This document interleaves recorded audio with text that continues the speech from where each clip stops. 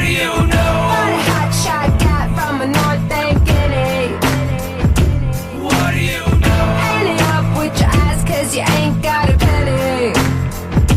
What do you know? Hello, children.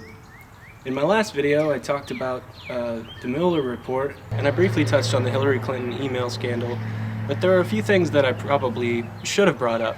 The thing is, in today's social media and YouTube climate, it's really difficult to talk about certain things without being censored.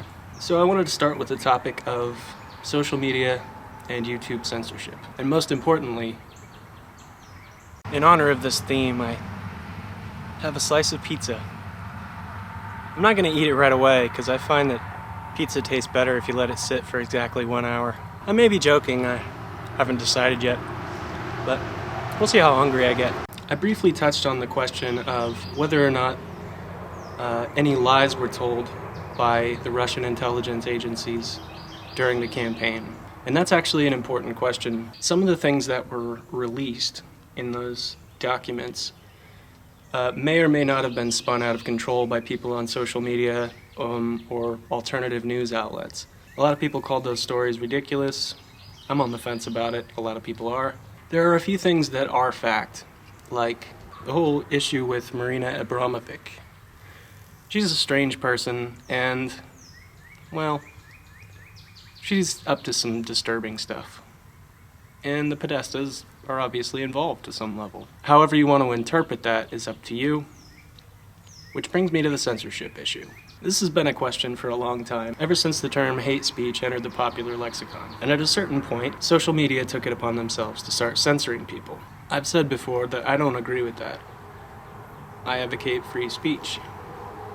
And I think you should too. Even if what you're saying is false, you should still have the right to say it. Why?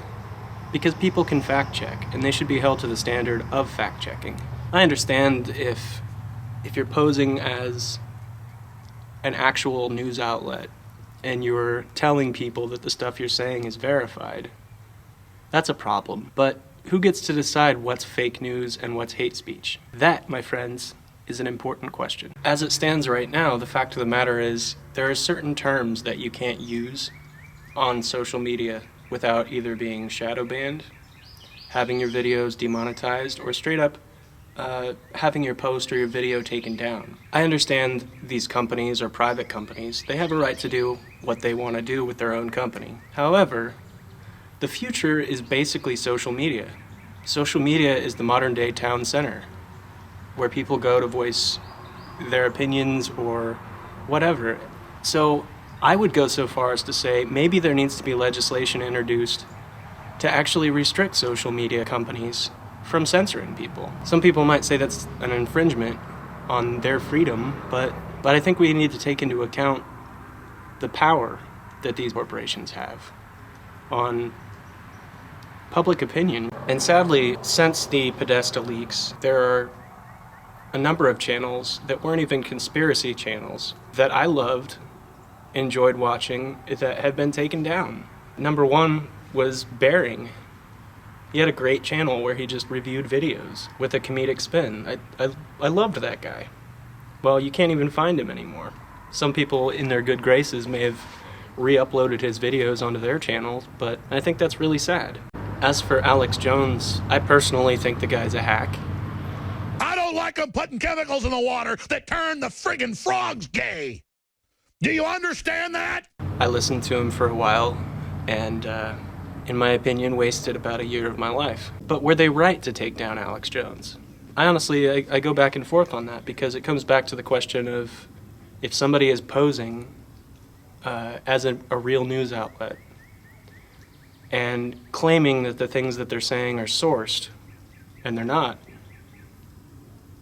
should that be illegal? I mean, they're obviously, whether they know it or not, they're lying, if that's the case.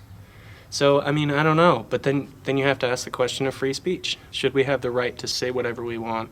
I personally think yes. Readers and viewers should be held to a higher standard. And this even comes back to established media outlets, established news, like CNN or C-SPAN or MSNBC, Fox News. Every news outlet has an occasional bias. I think a true journalist will try to take that into account as much as possible and try to negate it. But it's always going to be there on some level. That's something that people need to remember. I guess I'll end it on the following.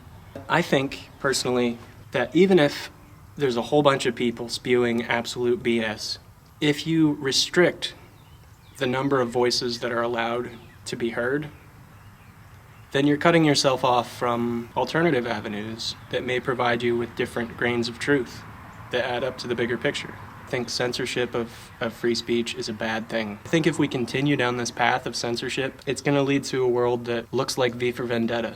It honestly scares me. Sorry for the seriousness. I promise, the next video won't be serious. Partisanship is the death of dialogue. Always be an asshole. Whoa. Serious crap!